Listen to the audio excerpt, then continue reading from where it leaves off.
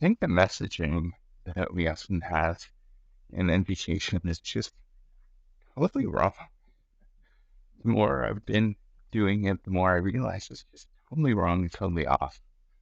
Or the perception or the belief is that if you don't go this cookie cutter route that you thought was going to be the cookie cutter route, you get this score, you go into this school, you get this job, and you have this all laid out in your head for 20 years and what that looks like.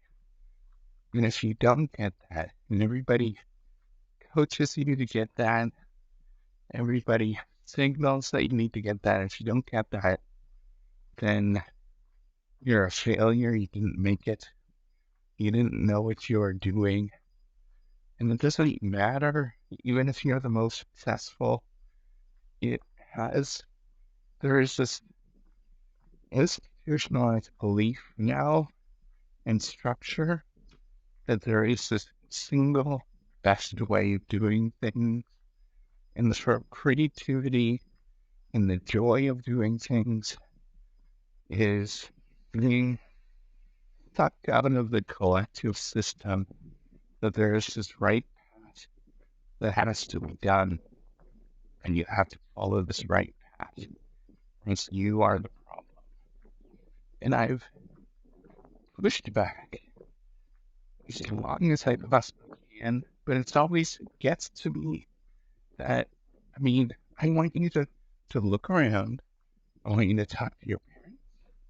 I want you to talk to real people around you and ask them the scores that they got. Ask them what they happened in their school, the grades that they got. Almost nobody's going to tell you. And as soon as nobody tells you, you almost always know that they did not perform that well. They just go quiet. They look the other direction because it's so institutionalized that you are a problem. They can't even talk about it. They can't even get out in the open. And, I want you to look around. This is the important thing is to look around. And those people that you would consider successful in your life, you're asking them, and you'll realize almost all of them did not perform that well in school. They were not on that path, and they did fine. They did totally fine. Whether it is the successful plumber in your hometown, whether it is somebody that's got a home daycare, whether it is somebody that is just teaching English in another country, like all of these things, people live happy, successful lives, even when they're not going in the direction that you think that they went into, or that they performed poorly some part of their educational journey.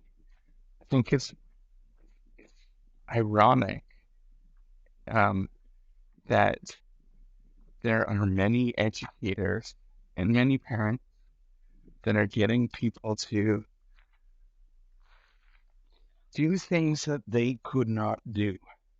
And this is built into the system where they encourage people or they talk about how things actually are. And the truth is, they couldn't do it. So then they end up taking that on everybody else. And then you got to sit there and think, oh my gosh, what's going on here? I want you to remember that as you're going through life's experiences and somebody is saying that you can't do it or that you're a problem, I want you to take a step back and look around and whether those people could do it. And almost really, the answer is no. These standards are unrealistic often. Um, and I want you to really think about that in terms of what that means. And if there's something that you don't do well at, well, maybe it's just something that you don't do well at. And that's totally fine. You just roll with the punches and you just go with it. You gotta get this moment in your mind because it's never ending. And this is my beef with education. The education system is it quantifies you as somehow a flaw, a problem, and it's always when you're actually doing things at a pretty decent clip and you're working really hard. Um, they're measuring people on their outcomes, not on the effort that goes in. And I think that's just fundamentally wrong. If you see things that are actually taking off and that are doing well in society, it's because they don't do that. I play this game called Duolingo, and it's to learn another language. And they don't measure you based on how well that you are doing on it. That's not the criteria that they're looking for. In fact, they actually want you to have a steady rate of not being perfect. They often just look at, encourage you to keep going and to try another day. And that's how you actually learn and get someplace.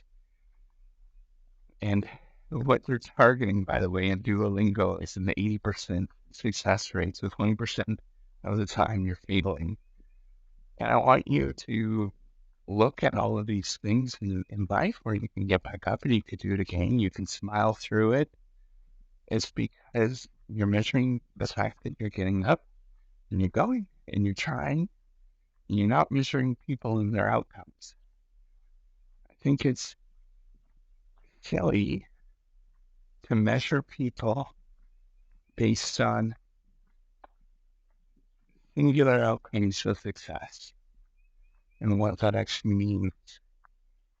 And instead, what we need to be doing is measuring whether people get up and they get going and they try.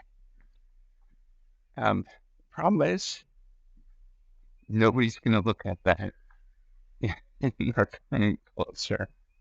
We just have to be okay with ourselves as we go about doing things.